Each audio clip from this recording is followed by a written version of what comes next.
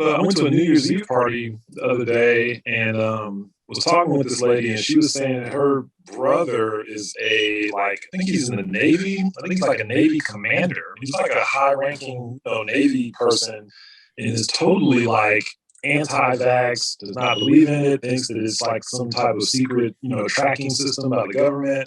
Like you are the government, nigga. I know, right?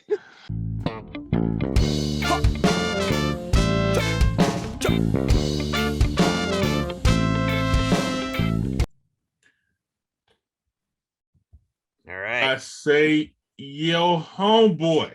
Wow. I say, yo, homeboy. Oh, hold on. I forgot to turn my camera on here. Wow. Push that motherfucking button. All right, hold on a second. I need to actually put a button here to push. Okay. Yes, you should. Maybe. Oh, look, it broke my arm. Is there a doctor in the house? Well, it just so happens we have Dr. Manhattan on. So, So, all right. Orale, what's up, homies? It's the Chino and Homeboy podcast. Welcome to the Chino and Homeboy podcast. With us today is Hey Jones, as always. Yo. Chino, El Cochino Gambino. Konnichiwa, bitches. And our resident MD, because Joe Rogan has one, I gotta have one. what up? Sorry about that, because Joe Rogan has an MD on call. We got one too. Dr. Manhattan, say what's up. Dr. Manhattan, checking in. That's right, the immortal Dr. Manhattan. So we're gonna start off. We're no foreplay, just gonna just shove it in right now. Doc. Not even an Aussie charm, huh? Yeah, nope, not even an Aussie charm. So Doc,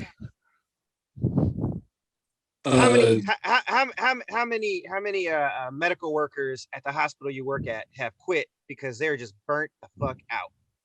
We really haven't had a lot of people quit from that. I think we're kind of built for that. I think probably have more people quit for refusing to get vaccinated has really been the issue.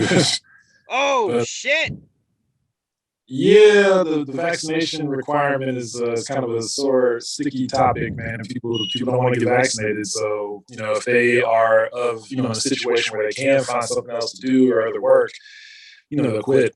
So, it's kind of been kind of difficult in that regard. But nobody really quit in that regard. Now, what is their logic behind not getting vaccinated? I mean, they are medical professionals who all across the board. Yeah, well, who essentially they vaccinate babies on the regular, don't they?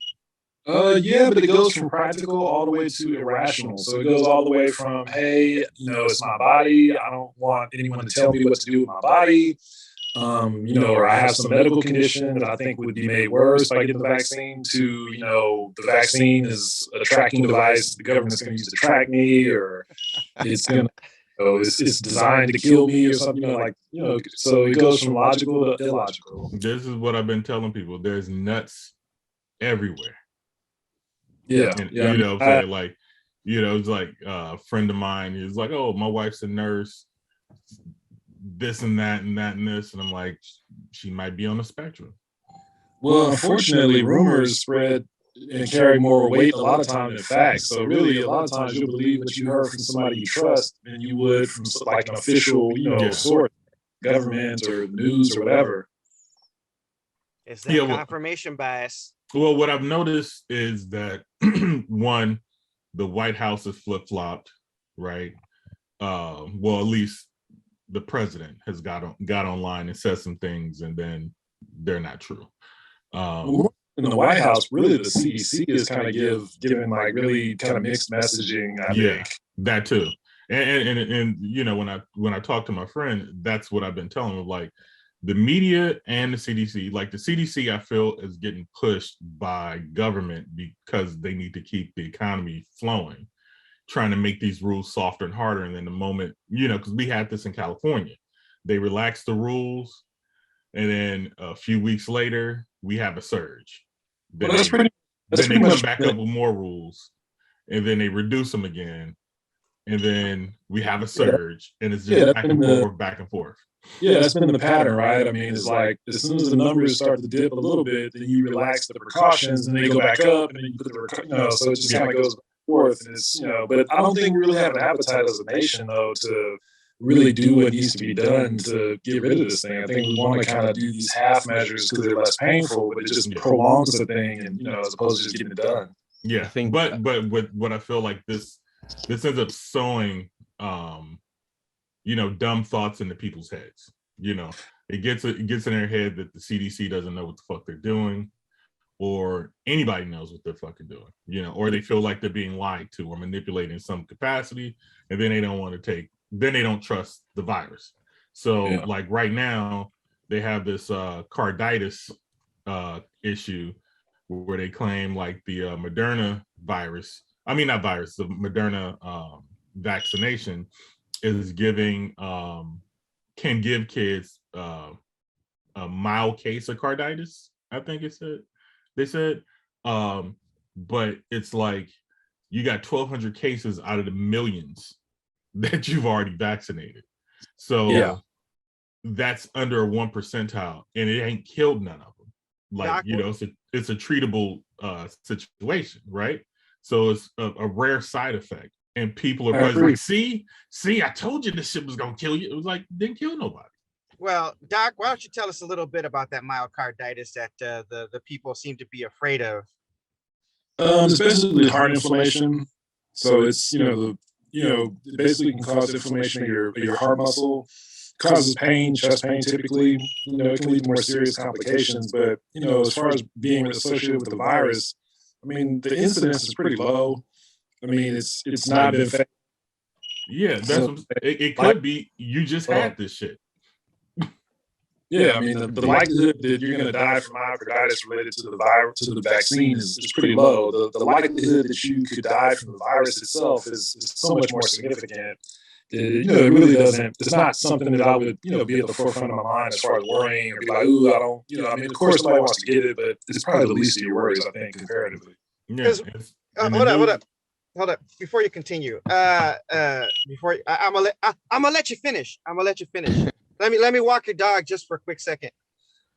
So just out of curiosity, and only because we got to mention Joe Rogan's name so we could put him in the SEO. How many of Joe Rogan's fans do you come across calling you you're saying that you're lying or this or that, or just giving you like guff?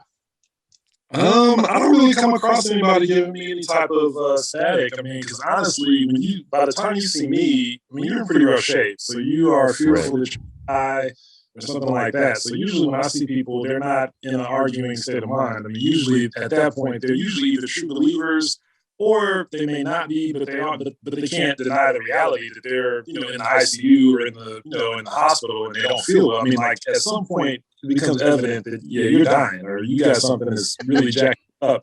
And at that point, most people don't argue. But I would say in general, people don't argue. It's really kind of more like a don't ask, don't tell type of thing. Like I don't really get into the whole politics or trying to argue with you. Most patients don't really want to argue, so we just don't. I mean, I ask, as a matter of course, have you been vaccinated or this, that, and the other. I try to encourage when I can, but I don't really get in there and just try to fight people or argue with them or anything like that because it's really not. It's not what they're there for. It's not what I'm there for. I'm, to help you get better. But I do mention it as a matter of routine. And, it's kind of one of those things where you try to, give people breadcrumbs and, light a candle for them as opposed to cursing them into the darkness. So my thing is, once you kind of recognize what's going on and your eyes are open, then maybe we try to start a conversation about getting vaccinated and all that kind of stuff. But usually when they come to see me, it's pretty evident what's going on and they're not really trying to deny it. But granted, I will say the hardcore, anti-vax people, those people usually don't show up at hospitals anyway. That's the person that's dying at home. Right.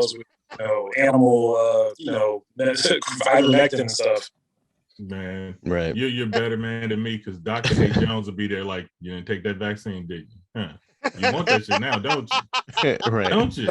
Yeah. Cough it out. Yeah. If if that was Dr. Chino, I'd have been like, man, if you weren't on some fuck shit, we wouldn't be having this conversation right now. But you know what, though? I would say more so than anything you can say, it's so painfully obvious. By the time I see them, it's so painfully obvious that, you made the wrong choice, that, you don't really have to say anything because it's obvious. It's like, yeah, your wife has it as well. She's at home, and here you are, 40 liters a minute per oxygen, and dying. And wife's at home. Yeah. Well, question: How many people are coming to the hospital ill that have been vaccinated? There's been a few, but it's been night and day as far as how sick people are. So I mean, I've had like patients who are like extremely elderly, like in their 80s and 90s, had strokes. They can't talk. They're like, they don't communicate. They're bedbound. They're like total care, who tested positive, and they'll come in and they might have a cough or something like that, and then they just kind of gradually recover and then they go back to the nursing home because they're vaccinated. Because they're vaccinated. And then I've had people who are unvaccinated come in, get deathly ill, die, end up in the hospital for 6 weeks, get a trach and peg and all this kind of stuff.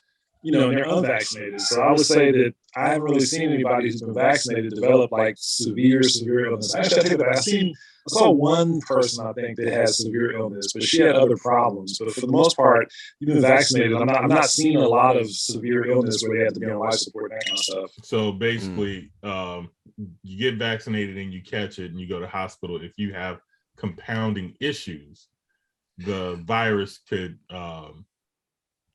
impact that and make you stay in the hospital a little bit longer. Well, I'm kind of biased in the sense that, like, I mean, I don't like if you get the virus and you have a case and you do okay and you just you feel poorly but you don't get deathly ill. Like I don't see those people because those people stay at home. I only see the people who get it and get really sick because they come to the hospital. So I don't really know the true number of people who got it and just actually stayed at home and successfully recovered. So I'm sure. I'm only talking about people that you've seen as far as like vaccinated, because the rumor is people people who are vaccinated are getting it, and then people saying, see, the vaccine doesn't work. And I'm like, it's not a cure. It's they want to fight it off. And my thing is like, that's the first stage is you get infected and you fight it off.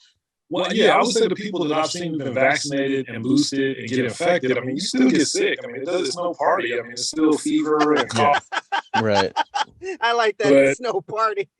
No. It depends on what kind of party we're talking about. Yeah, no, I mean, but I got a close, family member who tested positive, has been vaccinated and boosted. He got sick. I mean, he was having fever and he didn't feel well. And he was off his feet for a couple of days, but he recovered in a fairly uneventful way. Whereas I've seen people who are, most people who are not vaccinated, if they're going to get sick, I mean, they get particularly sick where they get short of breath, you get febrile, you can't move around because you get too breathless and that kind of stuff. So it's a different degree of illness, I think, if you're unvaccinated. That's been my understanding, but it doesn't seem to be the understanding of most people.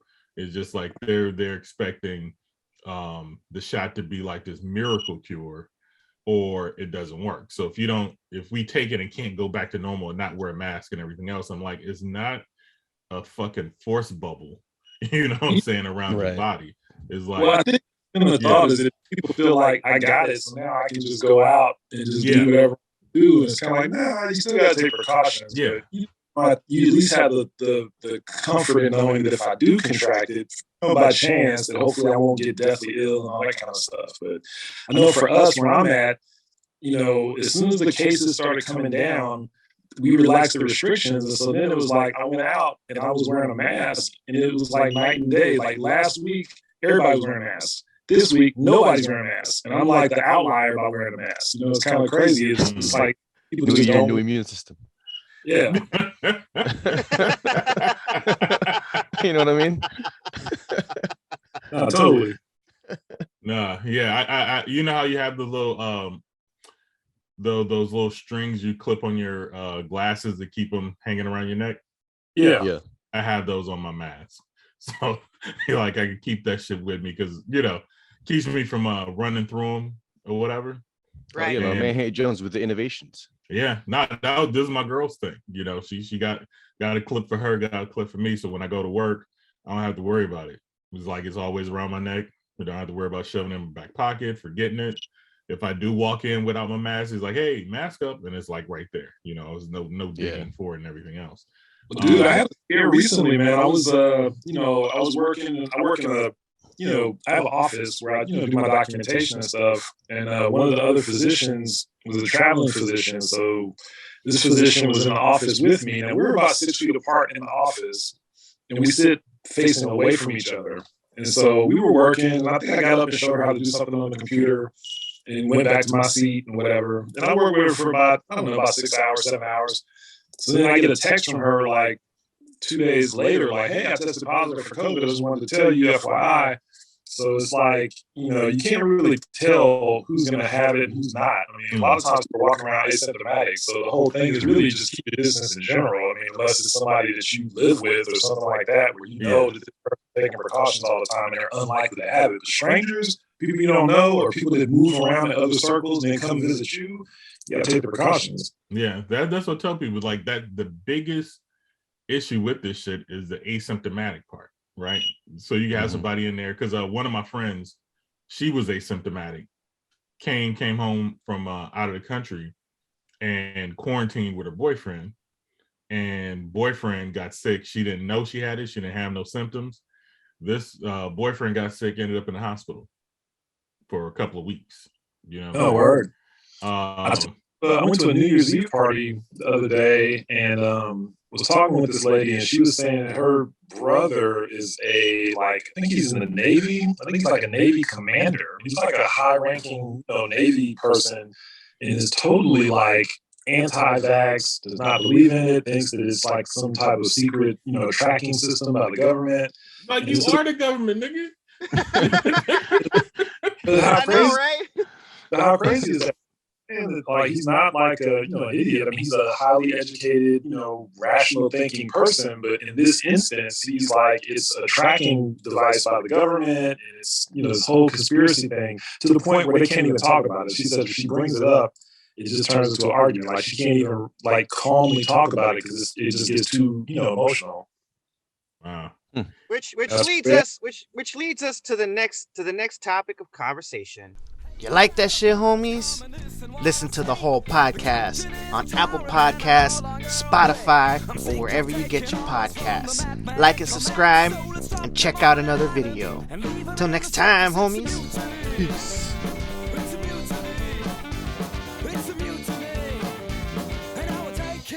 Ship